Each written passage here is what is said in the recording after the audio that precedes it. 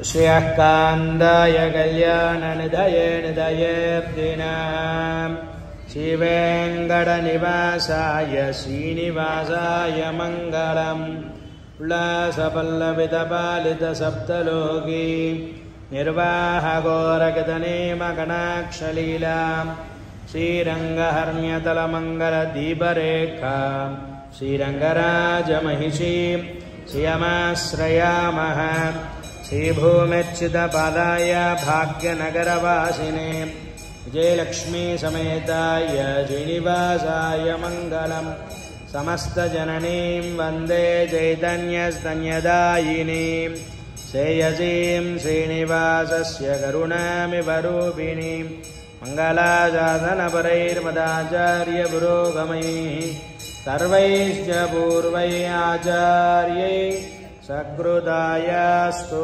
मङ्गलम्।